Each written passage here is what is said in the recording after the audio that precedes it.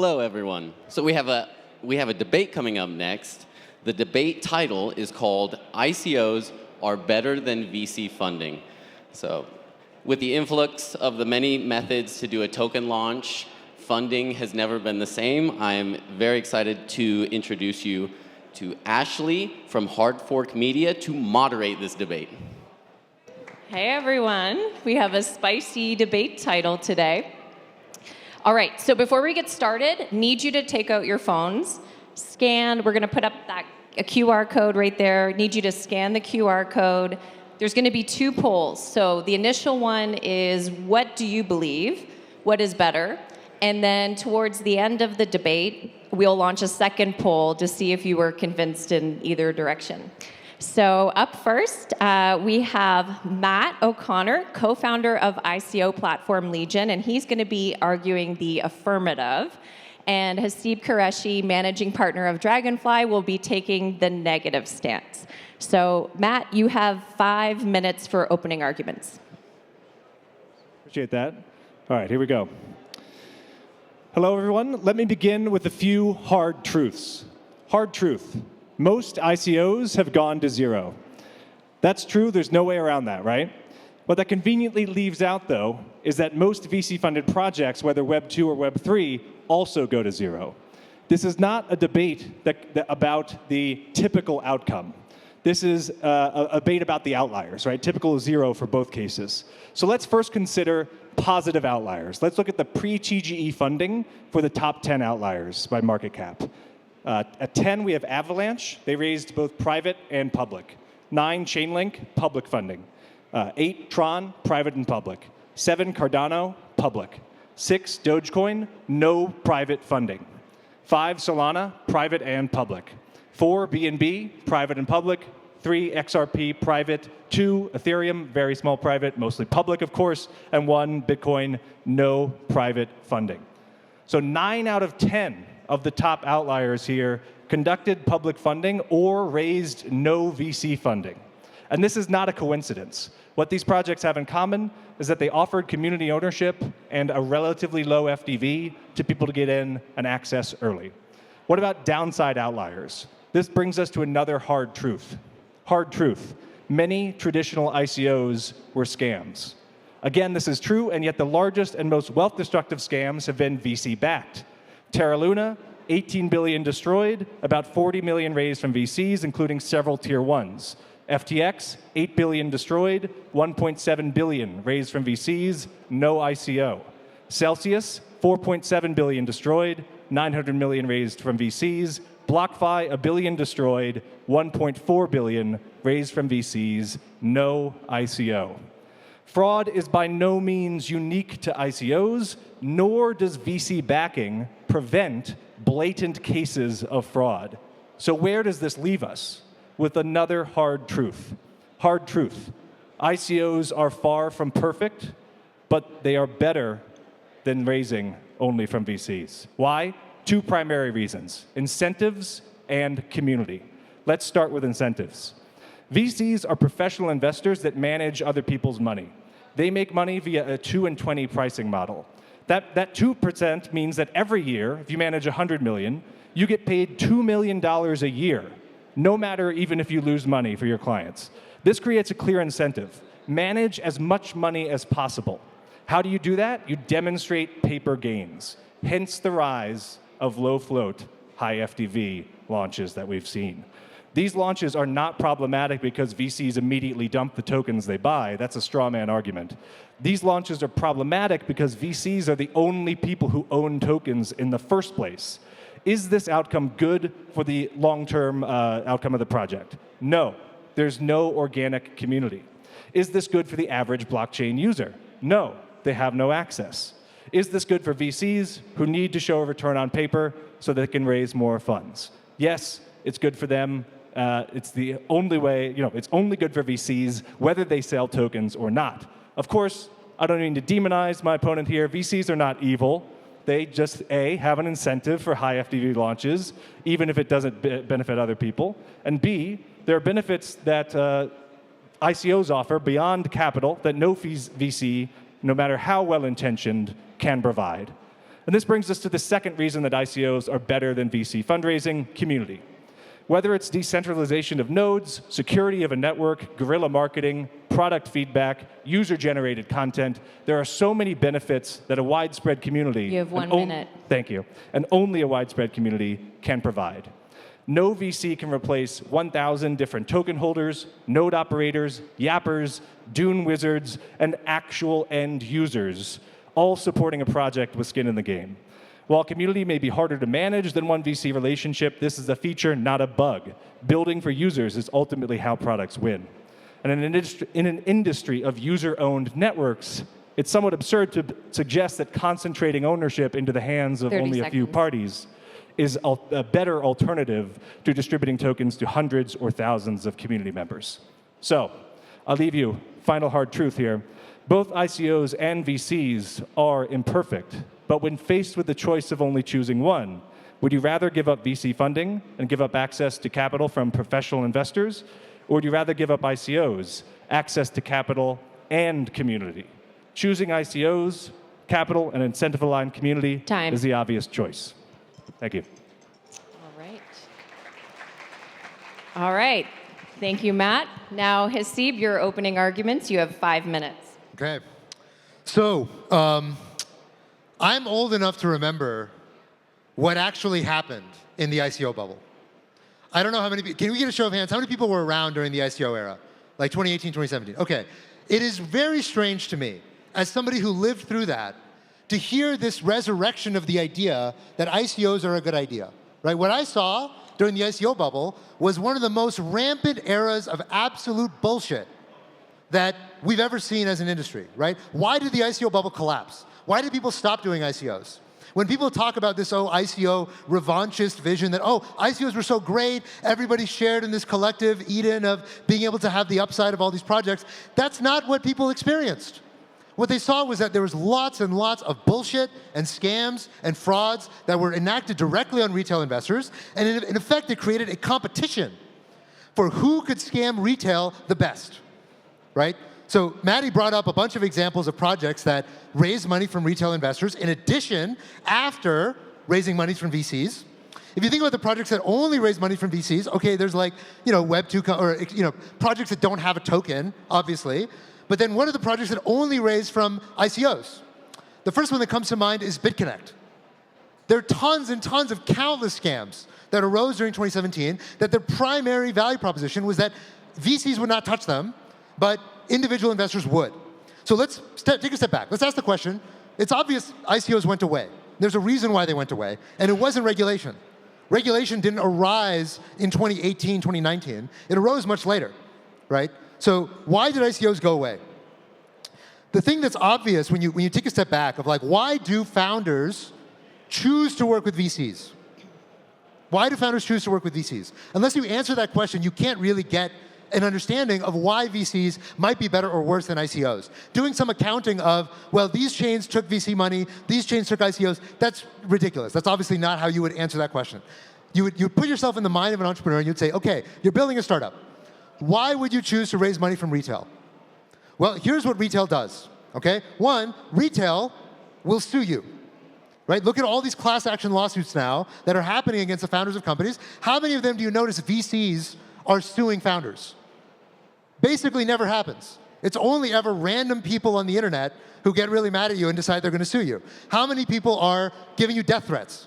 How many people are saying, you rug pulled us, and they're going to chase you to the ends of the earth and ruin your life? Now, if you're a founder and you've barely built anything, you're a seed stage founder, you're a pre-seed founder, you realize, like, look, I kind of know what I'm going to build, but it's not really working yet. I don't really have a team. I don't really have all the ingredients yet. Would you rather go raise money from 10,000 randos on the internet who have no idea what you're building, have no idea how to underwrite it, have no idea how long it's supposed to take? Like, all they know is that they want to get rich, right? That's what it's like to raise money from a retail investor. If you raise money from a VC, well, a VC can help you. They can actually help, right? The one thing you notice about raising money from individual investors very early on is that most of them are just in your Discord asking when token. But investors can help you to hire.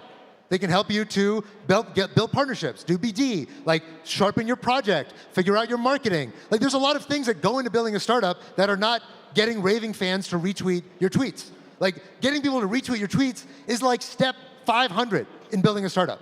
It is not step 1 or even step 100, right? Only when you actually have a product that actually has any possibility of product market fit do you even care what people say on your Twitter. And that's the stage at which retail investors tend to be the most valuable because, yeah, VCs cannot build religion. Individuals can build a religion around what you're building. But there's no point in building a religion around something that doesn't actually fundamentally solve an important problem. That's what VCs are there for. So if you look at why so many projects raise from VCs, it's not because there's some cabal of people that force you to take VC money if you go raise a startup, right? The individuals who are raising startups, they choose it. Every cycle, whether VCs are liked or disliked, every cycle they choose to work with VCs. Why? Because in a free market, no fucking wonder VCs offer a more valuable product when you're at a seed or an early stage company than a retail investor will. Now, it's certainly true that at the end of the day, you want both at some point, right? Most projects eventually cross the chasm. They go do the Echo sale. They go do the coinless sale. But they do that, or they go do the Legion sale. But they do it when they've already gotten VC validation. How many of the projects that are listed on Legion don't have VCs that already invested in them, right? Which tells you what is the essential ingredient to actually being able to build a useful startup. Is it having a bunch of people in your Discord, or is it building the right thing? Thank you. Thank you. Thanks, Haseeb. Okay, now we're going to allocate 3 minutes each for rebuttals. So, Matt, you're up first. I appreciate the passion my opponent brings to the discussion. Brought up a lot of points there. Let's break this down, right? So the core argument here is essentially that VCs are the ones who are catalyzing growth somehow, catalyzing the product's purpose to begin with. I think you mentioned you need to solve a problem. Who has the problem? Is it VCs or is it the average user that you're selling tokens to in an ICO, for instance, right?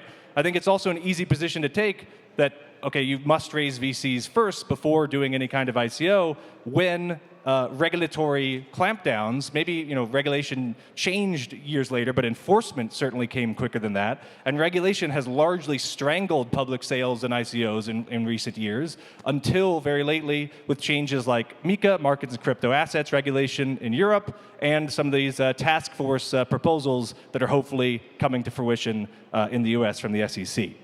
So I think this gatekeeping, this kind of like we are holier than thou, we know which projects to fund type of attitude, can be misinterpreted at least, leads to less experimentation, less variety of what's backed at the very least, and I would argue that there's less centralized ways to still quality control, right? You can experiment with algorithms that extract expert opinion and knowledge from wisdom of the crowds, like the algorithm Surprisingly Popular, for instance, something that Legion is already experimenting with. And I would argue that the VC incentive here is broken, right? Even if you buy into the premise that the VCs are the ones catalyzing the growth, the founders, the partners of these VCs, they can participate as angels in ICOs with their own money. I think the incentives shift when you start acting as a professional investor. You're earning these additional fees that someone who's investing, someone who's participating in a public sale, an ICO, or as an angel, they are only investing their own money. They have an incentive that's directly aligned with the success of the project. Thank you. Whereas a VC has tangential or unrelated incentives as well. So let's not forget that building products for users is ultimately how products win, right? Solving problems for users is ultimately how you win. And I think it's easy to demonize ICOs looking at these blatant cases of fraud. Again, we saw blatant cases of fraud that were VC-backed, many of the biggest ones. But ICOs can also be customized, right? If you have 30 seconds. Certain goal or certain objective as a project, for instance, vesting length auctions so that you're attracting the people who bid the longest, have longest term incentive alignment with the project, merit-based ICOs, what we call at Legion for Sybil resistance. You can customize the mechanism by project, but a VC's business model of 2 and 20, that warps incentives, and that cannot be customized by the project. So remember, it starts with users. You have to have users. Time. Thank you.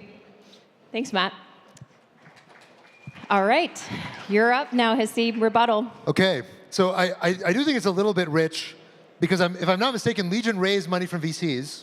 How many individual users that use your platform own equity in Legion? It's my turn to speak, so I'm going to assume the answer is 0. Look, the story that before regulation, projects were raising money from ICOs, and then only when ICOs were disallowed, they started raising money from VCs, is bullshit. That's not true. That is a revisionist history. Every single one of the projects that he mentioned, AVAX, Chainlink, Cardano, Solana, XRP, BNB, every single one of them raised VC money first before doing their ICO. And you see the same thing on the products that are listed on Legion. See the same thing for the product listed on Echo.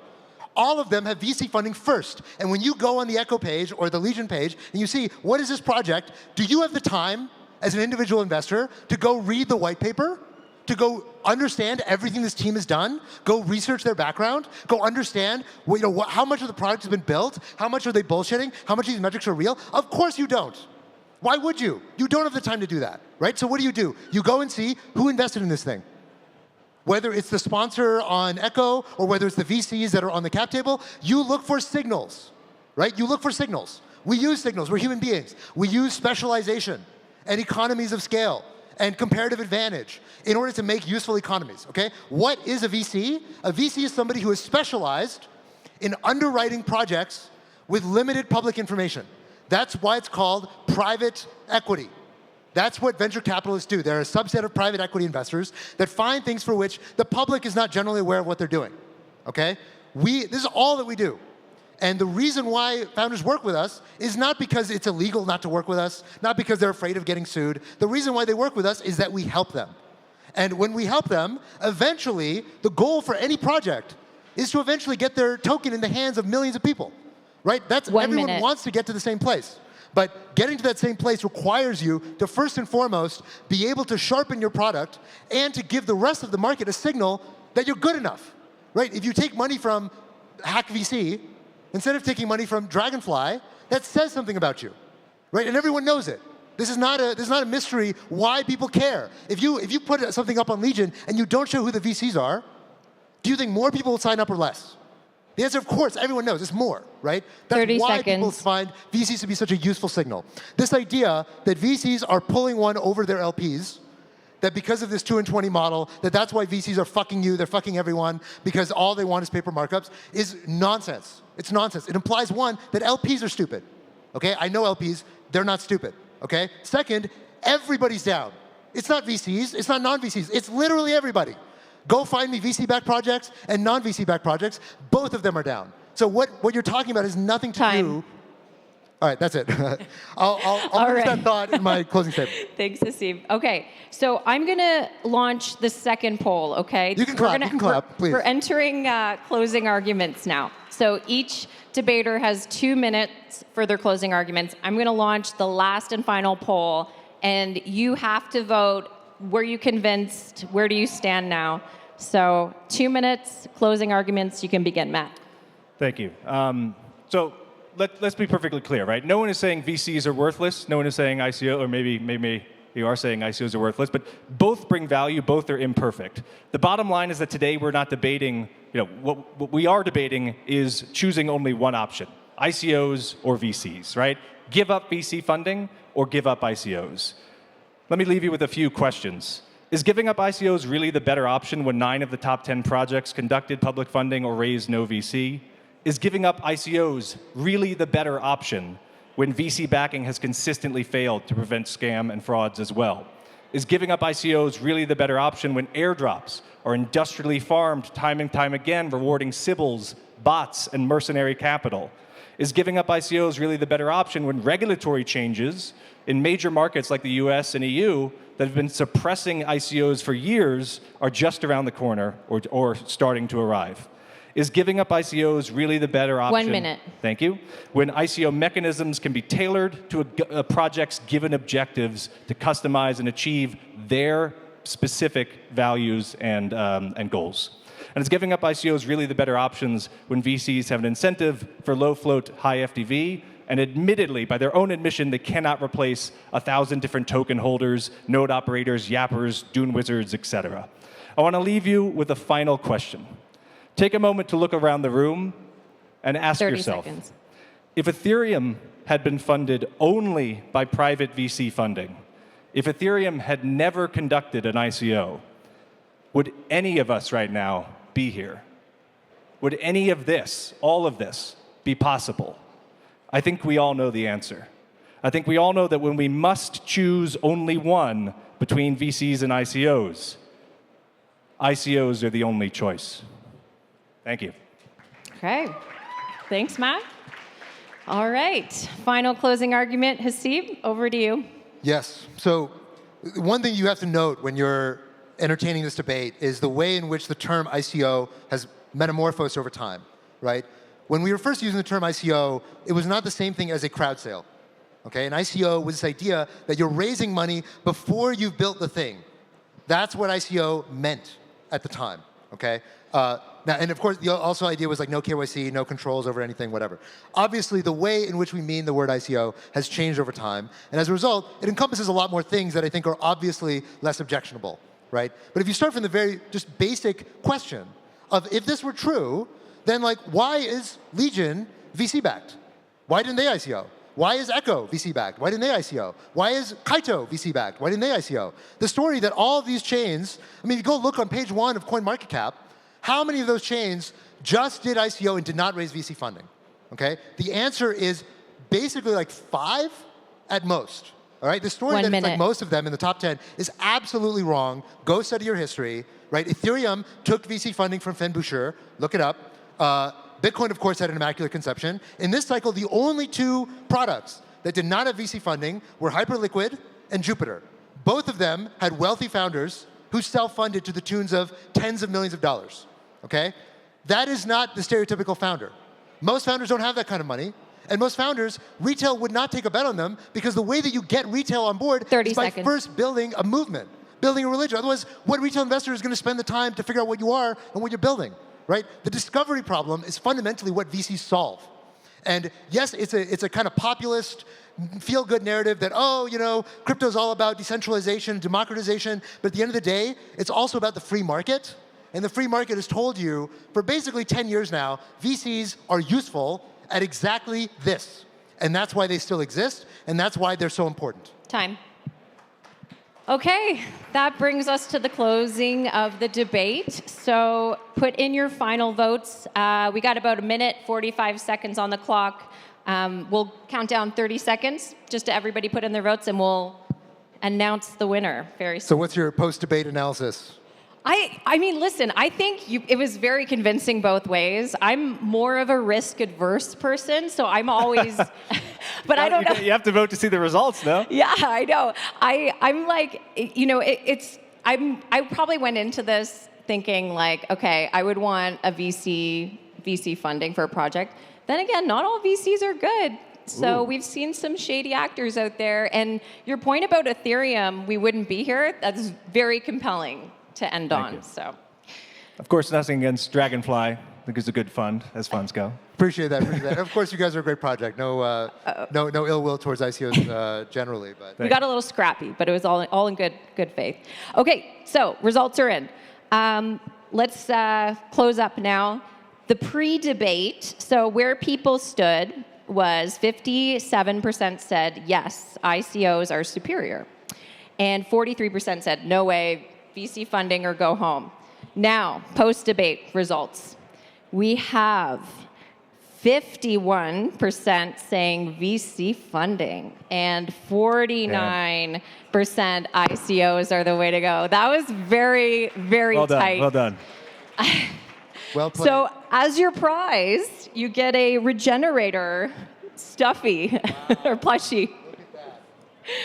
Awesome. We got Incredible. 8 seconds, It was all so worth thank it. you, everyone. Really appreciate it. Thank you. Thanks, everybody.